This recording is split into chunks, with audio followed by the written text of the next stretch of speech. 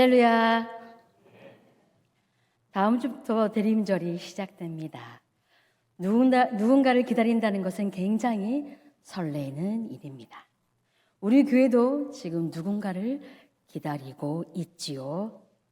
우리 모두가 더 간절히 기도함으로 주님이 보내실 우리 그분을 기대하며 또한 대림절 나의 구주 나의 예수님을 고대하는 여러분이 되기를 소망합니다. 아멘. 나치 시대의 유태인 그들에게도 소망이 된 사람이 있습니다. 바로 제2차 대전, 세계대전 그 당시 1200명의 유태인을 살리기 위해 헌신한 사람 오스카 쉰들러가 있습니다. 그는 독일인 사업가로 유태인을 탈출시키는 장본인입니다. 실제 역사 속에서 그는 귀족이 의무를 진다라는 노블레스 오블리즈, 즉 높은 사회적 신분에 상응하는 도덕적 의무를 진 용기 있는 상징처럼 여겨지는 인물입니다.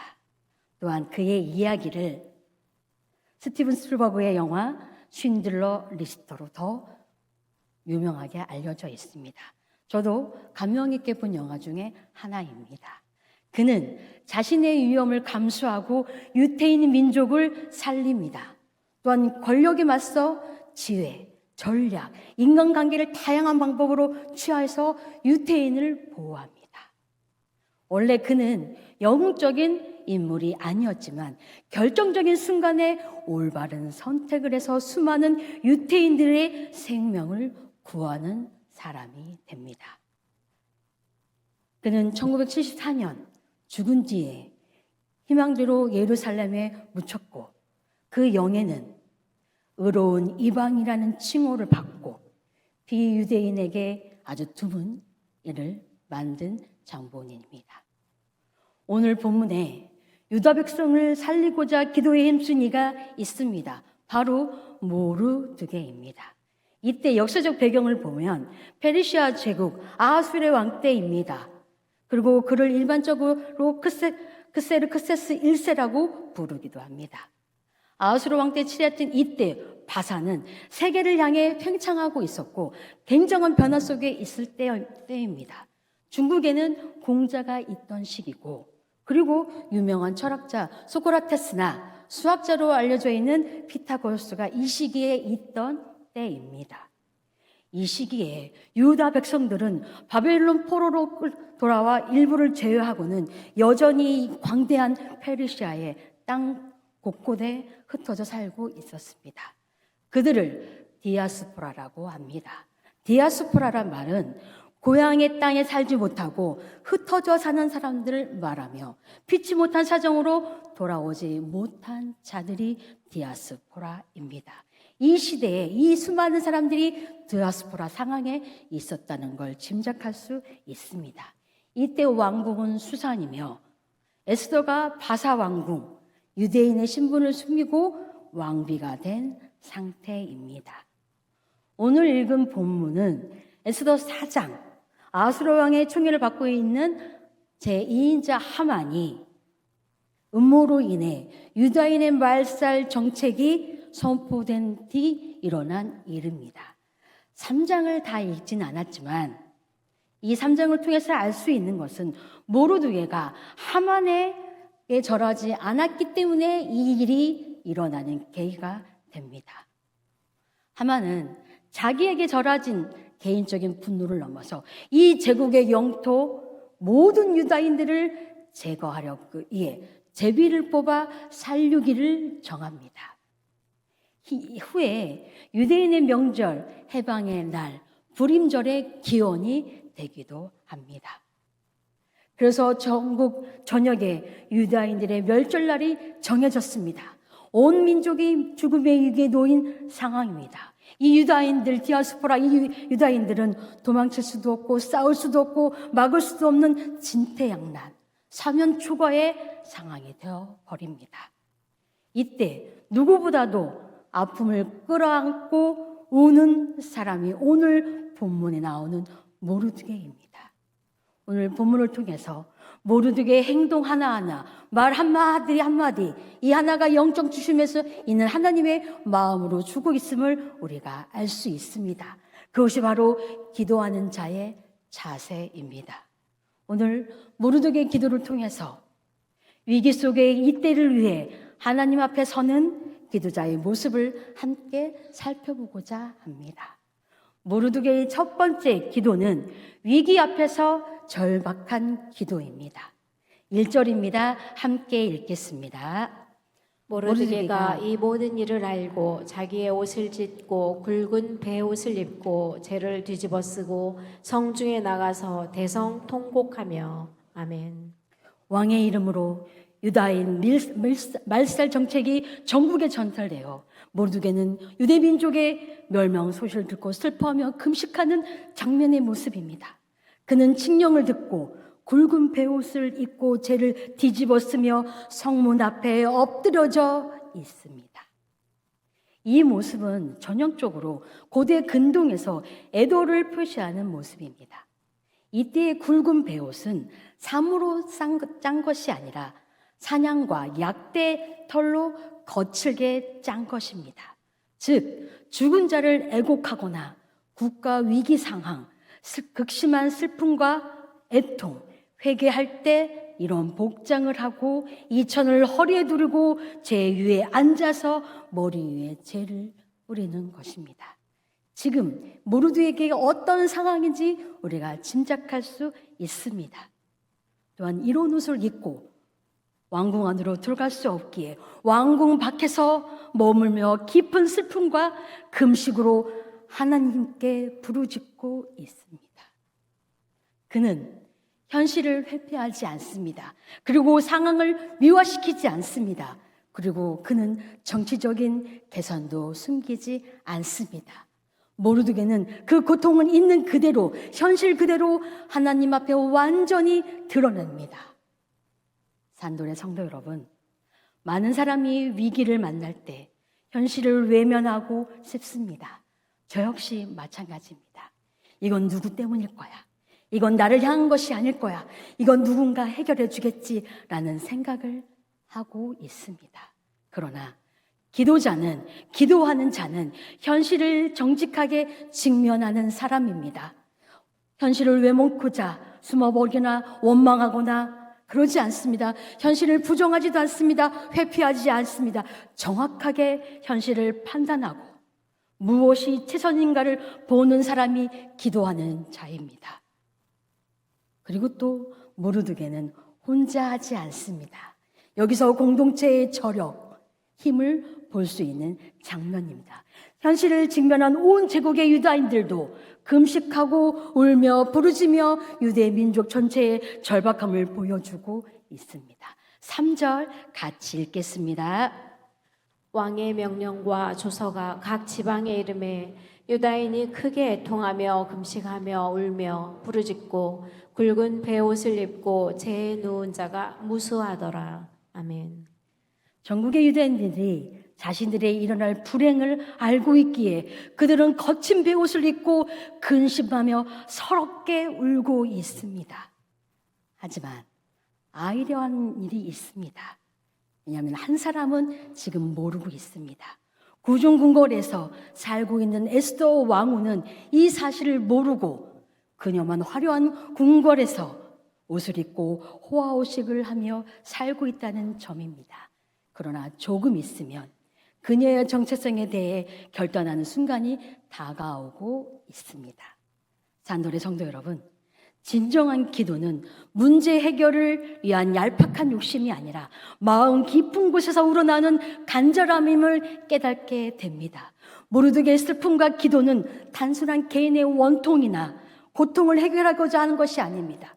그는 민족 전체를 향한 애통함을 지금 보여주고 있습니다. 우리도 기도할 때 개인의 필요를 넘어 이웃을 위해, 공동체를 위해 간절한 마음으로 기도하는 믿음이 필요한 것 같습니다. 지금 이 시간 모르드게의 기도의 간절함이 우리의 간절함이 되기를 소망합니다. 그 간절함이 있어야 기도는 이루어지는 것입니다. 우리 산돌교에서도 간정한 기도의 제목이 있기에 굵은 베옷을 입으며 근식함으로 나아가기를 소망합니다. 우리의 기도의 간절함을 아시는 하나님께서 아주 순적하게, 선하게, 정직하게 이루어 주실 줄 믿습니다. 아멘. 아멘. 두 번째 모르드게의 기도는 공동체를 위해 한 사람을 세우는 책임감입니다. 13절입니다. 제가 읽겠습니다. 모르드게가 그를 시켜 에스더에게 회답하되 너는 왕궁에 있으니 모든 유다인 중에 홀로 목숨을 건지리라 생각하지 말라. 아멘.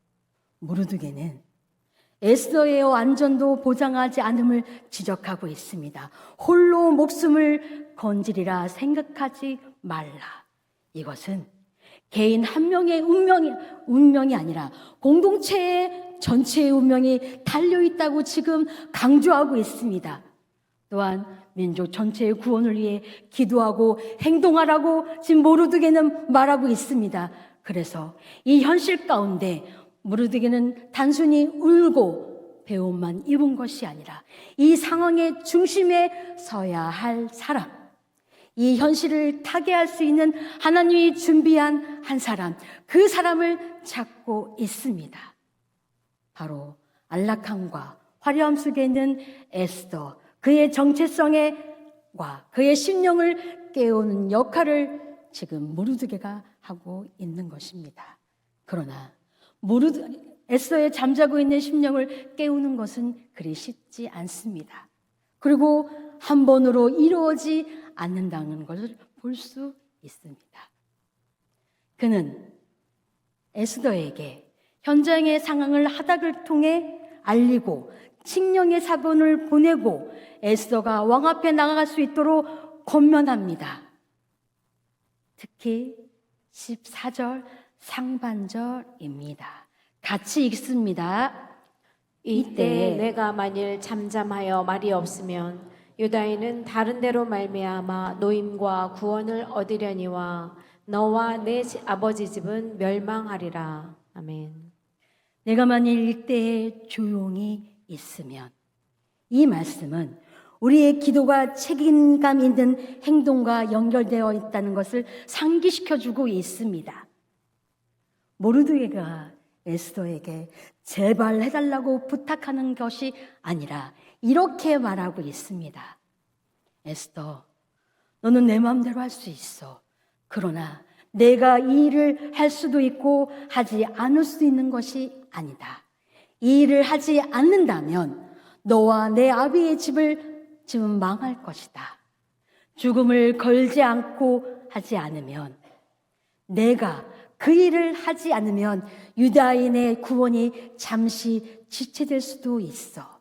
하지만 하나님께서는 다른 방법으로 그 일을 하실 거야.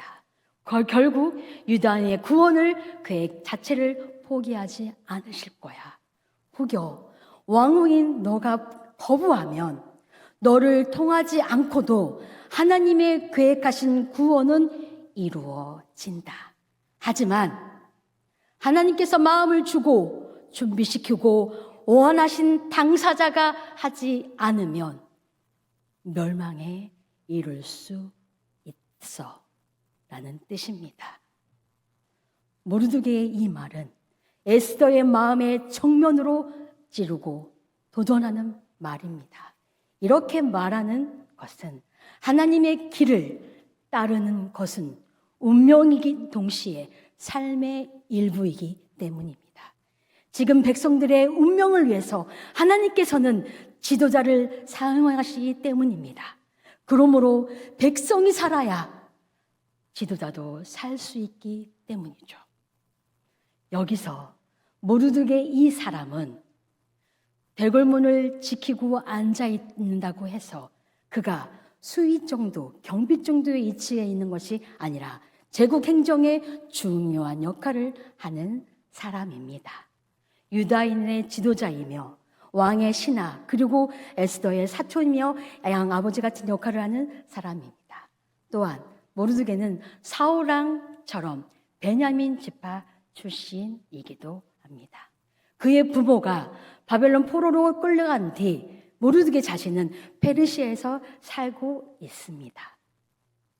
산돌의 성도 여러분, 기도하는 모르드게가 시대적 배경을 몰랐을까요? 아니면 누구보다도 친딸처럼 여겼던 에스더의 형편을 지금 몰랐을까요? 아니면 하만의 복수심에 불타 복수의 눈이 먼 막무가내의 사람이었을까요? 아닙니다. 모르드게는 그런 것에 연연하기보다는 이 위기에, 민족의 말살의 위기를 보면서 그 뒤에 있는 하나님의 시간표를 보았습니다. 끝내 하나님의 시간표를 읽어냈습니다. 이처럼 기도하는 사람은 왜 이런 일이 일어났을까? 라는 생각을 현실만, 상황만 보지 않습니다. 하나님이 이 일을 통해서 무엇을 하시려 하는 걸까?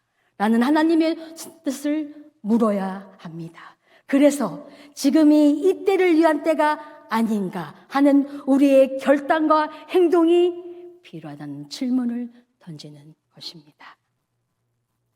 여기서 볼 수 있는 것, 우리가 알 수 있는 것이 있습니다. 위기는 하나님의 계획을 드러나는 통로가 된다는 반증입니다. 혹시 지금 위기라 생각하고 계신 분 계십니까? 하나님의 계획이 지금 있다고 알려주고 계시는 것입니다. 지금 혹시 위기를 맞고 위기를 대면하고 계십니까? 하나님의 선한 뜻이 무엇인가를 잠잠히 바라보며 기다릴 때입니다.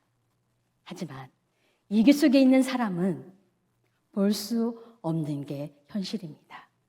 우리가 숲으로 들어가면 서 있는 곳에 나무밖에 볼 수 없는 것처럼, 그래서 숲을 볼 수 있는 여력이 없을 수밖에 없는 것입니다. 그러나 중보하는 자, 기도하는 자, 그 사람들은 그 뜻을 분별할 수 있습니다. 오늘 행동을 해야 할 에스더는 모르드게의 행동을 이해를 못했습니다. 모릅니다. 그래서 하다각의 상황 파악을 지시를 내리고 있는 것입니다. 하닥을 통해 상황을 알게 된 에스더는 혼란에 빠집니다. 그리고 주저합니다. 에스더는 이 문제의 심각성을 깨달았지만 그 요청을 즉시 받아들이지 못합니다. 왜냐하면 왕이 부르지 않았는데 임의로 왕 앞에 나가면 죽을지도 모른다는 두려움이 몰려오고 있기 때문입니다. 성경을 보면 에스더가 30일 동안 왕의 부름을 받지 못한 상태입니다. 이 시기에는 왕이 부르지 않으면 그 누구도 나갈 수 없는 시대였습니다. 에스더의 형편을 지금 보니 왕의 관심이 조금씩 사라지고 있다는 걸 알 수 있습니다. 그러기에 에스더는 더 확신이 없었습니다.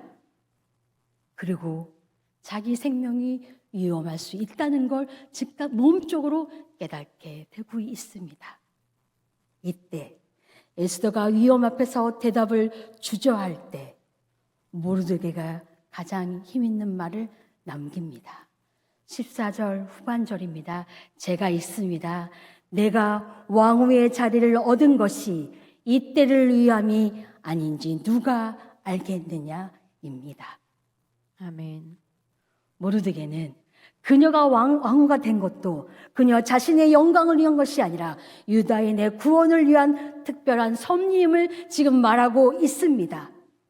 에스더, 너가 왕후의 일을 얻은 것은 이때를 위함이 아닌지 누가 아느냐.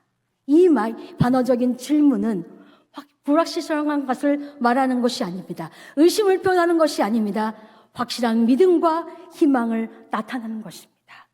그녀가 페르시아 왕후가 된 것에는 분명한 목적과 뜻이 있는데 지금이 그때라는 뜻을 지금 모르드게가 이야기하고 있습니다.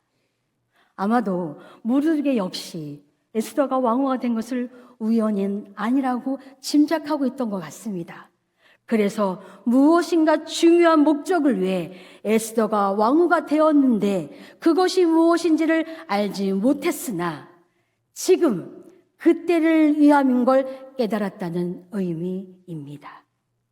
또한 모르드게는 에스더에게 죽음이라도 불사할 것을 요구합니다.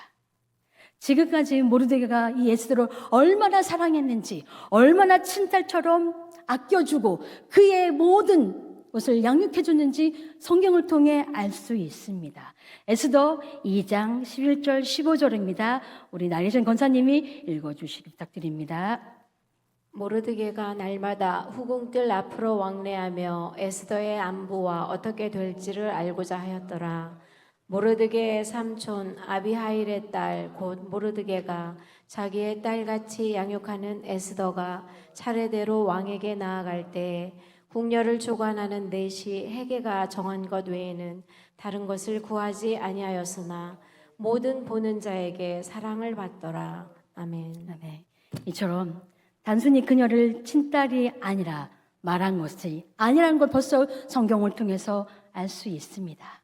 이 의미는 결단의 촉구, 그만큼 비장한 현실을 반영하고 있습니다. 이는 하나님의 섭리를 암시하는 말로 에스더의 책임감을 깨우는 핵심의 메시지가 됩니다. 이처럼 기도는 무릎 꿇고 가만히 앉아 심중에 깊이 있는 내면을 볼 수 있는 간절한 기도가 있습니다. 그러나 더 나아가 기도는 사람을 깨우고 사람을 살리고 사람을 세우는 행동을 해주는 것이 기도입니다. 단돌의 성도 여러분, 오늘 우리에게도 하나님이 세우시는 에스더들이 있습니다. 하나님께서 이 때를 위해 정해놓은 그리고 세우시려는 에스더가 가정에서, 교회에서, 그리고 다음 세대 가운데, 하물며 직장 가운데도 있음을 우리가 지금 깨달아야 합니다.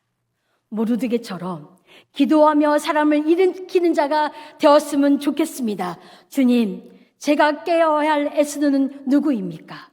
주님, 제가 이렇게 할 에스더는 누구입니까?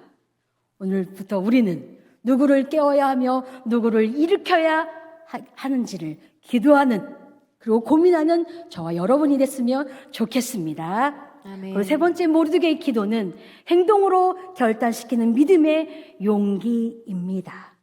16절입니다. 다 같이 읽습니다. 당신은 가서 수산에 있는 유다인을 다 모으고 나를 위하여 금식하되 밤낮 3일을 먹지도 말고 마시지도 마소서. 나도 나의 시녀와 더불어 이렇게 금식한 후에 규례를 어기고 왕에게 나아가리니 죽으면 죽으리이다 하니라. 아멘. 아멘. 내가 왕에게 나갈 것이 허락되지 아니하면 내가 죽으리다 하다. 이는 믿음의 결단과 순종, 기도의 마지막 단계에 돌입합니다. 모르드게의 결단 촉구에 대해 이번에는 에스더가 화답을 보냅니다. 지금까지 에스더는 모르드게가 시키는 대로 순종해왔던 사람입니다. 하지만 이번에는 그녀가 처음으로 모르드게에게 지도자로서 명령을 내립니다. 에스더는 유다인들에게 3일 동안 금식을 요청합니다. 이제 그녀는 위기의 순간에 홀로 서기를 하고 있습니다. 이제 독립된 하나님의 사람으로 결단을 내리고 있습니다. 에스더도 백성들만 금식을 시키지 않고 본인도 시녀와 더불어 3일을 금식한 후에 규례를 어기고, 다시 말하면 궁궐의 법도를 어기고 왕 앞으로 나아가겠다고 결심을 하고 있는 중입니다. 또한 모르드게 역시 에스더의 왕후의 말을 듣고 반대로 에스더의 명령을 이행합니다. 그가 해야 할 일은 수산에 있는 유다인들을 다 모으고 에스더를 위해서 3일 밤낮으로 먹지도 말고 마시지도 말고 금식하는 것입니다. 그래서 기독교 역사상 가장 유명한 구절 중 하나가 나옵니다. 죽으면 죽으리이다. 이 단어를 들으며 생각나는 분 한 분 계실 겁니다. 일제강점기에 신상참배를 요구했던 그때 한번 죽을 것을 각오하다. 주기철 목사님의 일사각오입니다. 이처럼 에스더의 일사각오, 죽으면 죽으리이다. 이제 에스더의 용기와 헌신이 보여주는 신앙의 결정적 장면이 지금 보여주고 있습니다. 에스더가 이제 절대 권력자인 왕에게 나갈 용기를 결단을 내립니다. 이제 에스더는 모르드게의 수양딸이 아닌 아하스로 왕이 부르면 쪼르륵 달려가는 그런 수동적인 여인이 아니라 자신의 삶과 생명을 걸고 민족을 구해내는 무거운 짐을 짊어진 리더로서 우뚝 서는 정체성을 지키는 여인이 됩니다. 이 결단을 누가 했을까요? 바로 에스더가 했습니다. 그러나 우리가 알아야 할 것이 있습니다. 그 결단의 배후에는 이 결단을 할 수 있도록 도와준 사람이 모르드게의 기도가 있었습니다. 모르드게는 에스더를 향해 믿음을 심어줍니다. 에스더, 너는 할 수 있어. 에스더, 너는 민족을 살릴 수 있어. 에스더, 하나님께서 이 때를 위해 너를 페르시아 왕후가 되게 만든 거야입니다. 에스더는 이제 민족을 위해 목숨을 겁니다. 이제 기도는 결단을 낳습니다. 진짜 기도는 사람을 움직여 하나님의 속뜻 안으로 들어가게 합니다. 기도는 우리의 완악했고 굳은 마음을 부드러운 마음으로 그리고 온화한 마음으로 변화시켜 줍니다. 때로는 감당하기 어렵고 두려운 마음을 굳세고 담대한 마음으로 바꿔 주십니다. 산돌의 성도 여러분, 교회 안에 이젠 이런 모르드게의 기도가 회복돼야 합니다. 기도는 하나님께 간구하는 것에 그치는 것이 아니라 하나님이 주신 힘으로 주신 뜻으로 마침내 선한 행동으로 나아가는 것입니다. 우리의 기도 역시 행동과 결단으로 이루어지는 믿음으로 나아갔으면 좋겠습니다. 아멘. 이 시대 페르시아 이때 모르드게와 에스더가 민족을 위해 간절한 마음이 있었듯 이제 우리의 기도가 우리의 산돌 공동체를 향한 책임감을 가져야 할 것 같습니다. 나 아니면 안 되지라는 이기적인 마음이 아니라 우리의 교회라는 공동체의 마음으로 그리고 더 나아가 예수 그리스도가 머리 되시면 주인 되시는 그런 교회가 될 수 있도록 선한 공동체 의식을 갖기를 소망합니다. 아멘. 산돌의 성도 여러분, 우리 이 시대에 하만의 음모처럼 가정이 흔들리고 다음 세대를 죽이고 교회를 악화시키려는 영적 공격이 끊임없이 있습니다. 이때 필요한 사람은 화려한 자리에 앉아 있는 것이 아니라 높은 자리에 있는 것이 아니라 많이 가졌다고 자랑하는 것이 아니라 성경에서 말하는 애통하는 자리가 복이 있다고 하셨던 것처럼 이제 우리는 베옷을 입고 울며 힘써 사람을 세우고 정확하게 때를 분별하며 마침내 순종의 결단을 이끌어내는 모르드게처럼 기도하는 사람이 됐으면 좋겠습니다. 아멘. 여러분들이 그 자리에 서시기를 원합니다. 가정과 교회와 세대를 살리는 모르드게처럼 기도하는 자가 되시기를 주님의 이름으로 축원합니다. 그리고 이 기도가 우리의 행동과 결단으로 이어져 하나님께서 사용하시는 그 한 사람, 하나님이 원하는 그 한 사람이 되기를 소망합니다. 기도는 변화를 시키지만 또한 기도는 믿음의 여정입니다.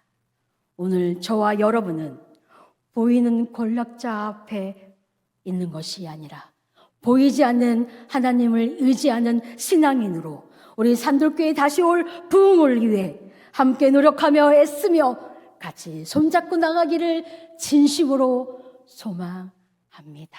아멘.